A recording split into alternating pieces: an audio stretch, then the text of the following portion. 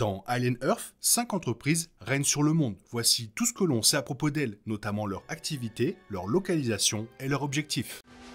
Allons. C'est l'heure de l'histoire, mon poulet au miel.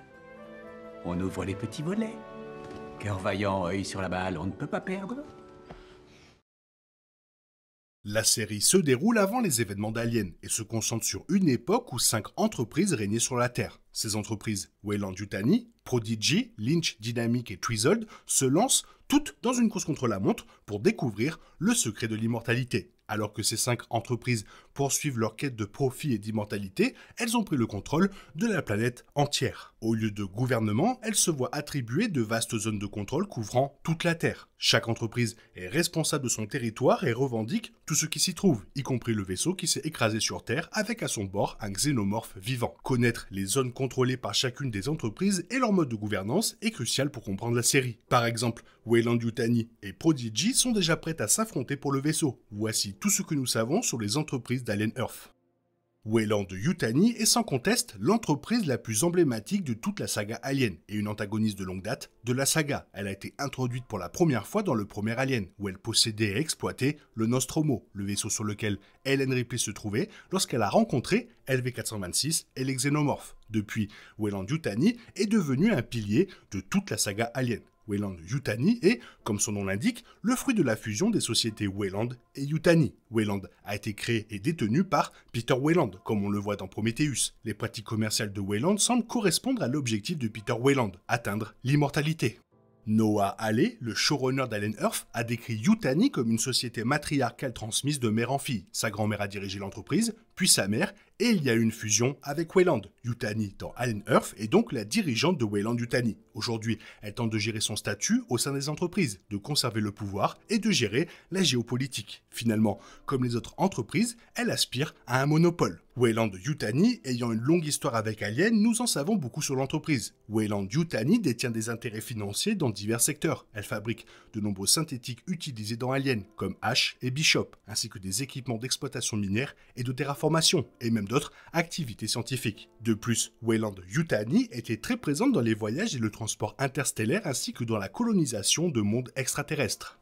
Environ 65 ans avant les événements d'Alien Earth, la grand-mère de Yutani a chargé l'USCSS Maginot de collecter des spécimens de forme de vie extraterrestre. Yutani considère désormais les spécimens à bord du vaisseau comme son héritage et souhaite désespérément empêcher Prodigy de les récupérer. Yutani est également convaincu que ces spécimens peuvent transformer la course à l'immortalité, une quête technologique devenue biologique. Grâce à Morrow, l'officier de sécurité de l'USCSS Maginot, on peut supposer que Weyland-Yutani a également participé à la création de cyborgs, des humains cybernétiquement améliorés. Comme l'indique l'introduction de la série, une course à l'immortalité est en cours, et les cyborgs semblent être le meilleur pari de Weyland-Yutani pour le moment. Grâce à une conversation entre les membres de l'équipage du Maginot, nous connaissons également l'étendue du pouvoir de Weyland-Yutani sur la Terre. Weyland-Yutani posséderait et contrôlerait toute l'Amérique du Nord et du Sud, ainsi que l'intégralité de Mars et de Saturne. Ces efforts de colonisation ont également permis à l'entreprise de s'étendre à toute la galaxie.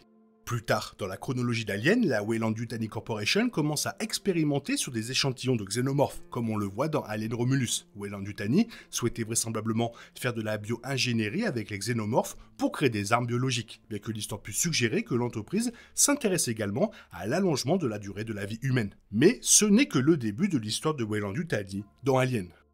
Prodigy est la plus récente entreprise de la saga Alien, mais elle est déjà l'une des plus connues. Fondée vers 2110, une décennie avant le début d'Alien Earth, par Boy Cavalier, ce dernier est décrit comme un ancien enfant prodige doté d'une intelligence de génie. Grâce à ses connaissances scientifiques et à ses talents, Prodigy a fait sensation auprès des grandes entreprises terriennes. La série révèle également brièvement que Prodigy se concentre principalement sur la recherche et l'expérimentation, ainsi que sur la production d'intelligence synthétique et artificielle. Le fleuron de l'entreprise réside dans ses hybrides, des corps androïdes dans lesquels ont été transférées des consciences humaines. Le groupe prototype d'hybride de Prodigy a été surnommé les garçons perdus, en raison de l'intérêt de Boy Cavalier pour Peter Pan et de leur incapacité à vieillir physiquement.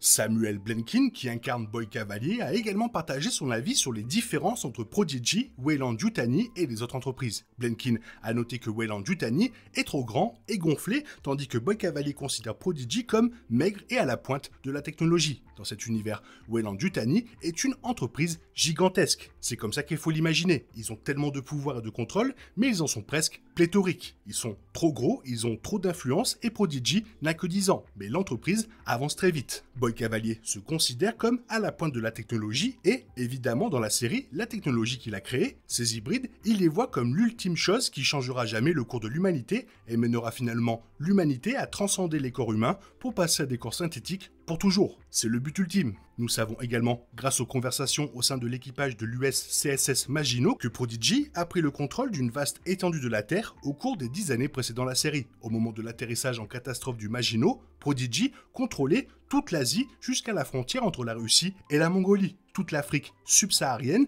toute l'Océanie et l'Australie, ainsi que le Groenland et l'Islande.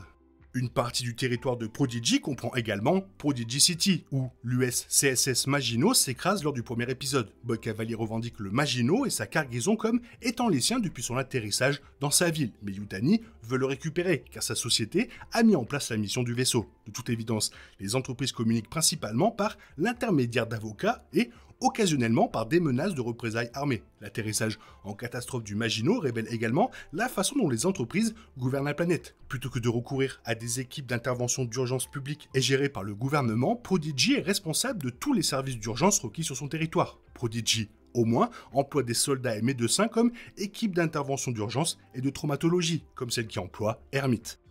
Pour finir, on ne sait presque rien des 3 dernières entreprises qui contrôlent le monde. La première, Lynch, contrôle une zone relativement plus restreinte que ses concurrentes, toute la Russie actuelle. Les 2 premiers épisodes n'ont cependant pas abordé les activités de Lynch ni aucun autre détail.